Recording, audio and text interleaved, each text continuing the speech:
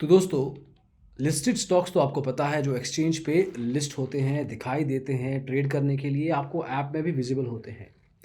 एक कॉन्सेप्ट होता है अनलिस्टेड स्टॉक्स का, जो मार्केट में पब्लिकली अवेलेबल नहीं है ट्रेडिंग करने के लिए, लेकिन इन पे ट्रेडिंग किया जा सकता है अलग से। अभी जो कंपनीज होती हैं ये काफ़ी फैसिनेटिंग, अट्रैक्टिंग होती हैं, ज़्यादातर स्टार्टअप्स होते हैं। किस तरीके से आप कर सकते हैं, क्या प्रोसीजर है उसमें इन्वेस्टमेंट करने का, एक बेसिक वीडियो आज करेंगे। अगर पसंद आया तो इस पे डिटेल वीडियो भी करेंगे। लेकिन अभी के लिए देखते हैं कि अनलिस्टेड स्टॉक्स का कॉन्सेप्ट आखिर है क्या। तो आइए शुरू करते हैं।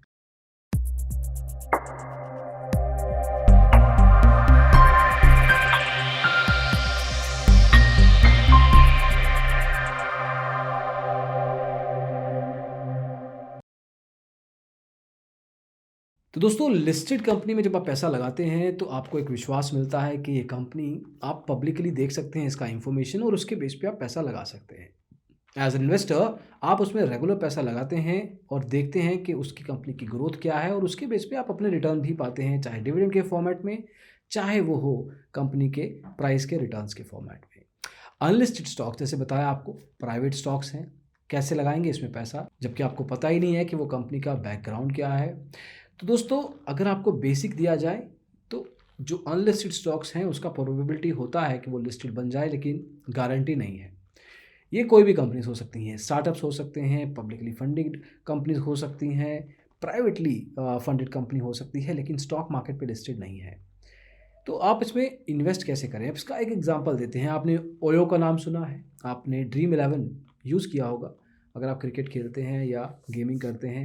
कुछ ऐसे स्टार्टअप्स भी हैं जिसमें आप पैसा लगा सकते हैं, लेकिन ओला है जिसमें आप पैसा लगा सकते हैं अनलिस्टेड स्टॉक्स के ज़रिए, लेकिन वो स्टॉक मार्केट पे लिस्टेड अभी की तारीख में नहीं है। किस तरह से लगाएंगे पैसा? पहला है कि आप स्टार्टअप से शुरू कर सकते हैं, you can work with them. और बेसिकली आपको जो शेयर्स मिलेंगे उसकी कोई गारंटी नहीं होगी कि वो इस टाइम तक बिक जाएंगे, क्योंकि बेचने के लिए खरीदार चाहिए। जब तक अनलिस्टेड स्टॉक उस कंपनी के ज़्यादा विजिबल होंगे, खरीदार आएंगे, बेचने वाले भी आएंगे। लेकिन अगर आप खरीदते हैं तो देयर इज़ नो गारंटी कि बायर कौन होगा।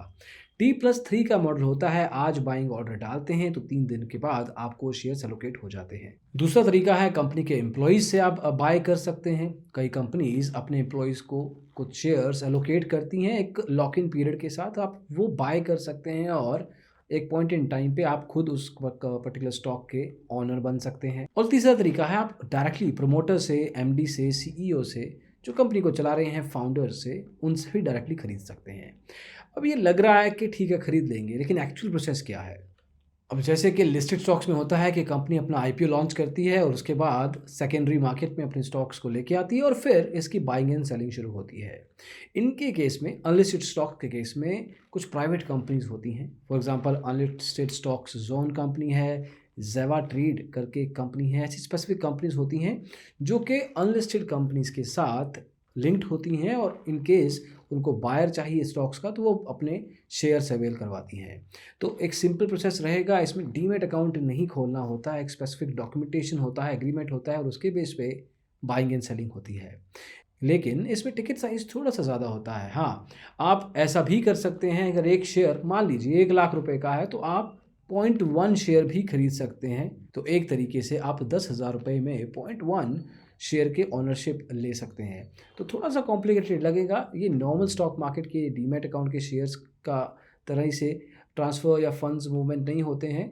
इसमें कुछ ना कुछ लेवल पे कॉम्प्लिकेशंस आते हैं, लेकिन दिस इज़ एब्सोल्युटली लीगल। इसमें कुछ गलत नहीं है। कंपनीज़ अपने शेयर्स बेचती हैं ताकि उनको इन्वेस्टमेंट मिले, और इन्वेस्टर बाय करते हैं क्योंकि जब स्टार्टअप्स की वैल्यूएशन बढ़ती है हर एक फंडिंग के बाद, तो अपने शेयर्स की वैल्यूएशन के बेस पे प्रॉफिट कमा सकें।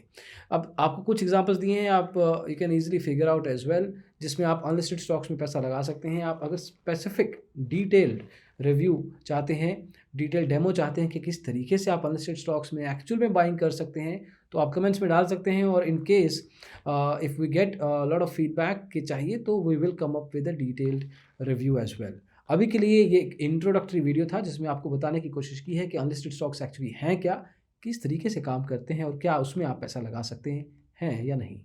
होपफुली ये इन्फॉर्मेशन आपको अच्छी लगी हो, पसंद आया हो, तो हमेशा की तरह लाइक कीजिए, शेयर कीजिए, और डिजिटल ब्लॉगर को सब्सक्राइब करना बिल्कुल मत भूलिए, क्योंकि स्टॉक मार्केट और डिजिटल ब्लॉगर एक ही बात है। Thank you so much, bye bye.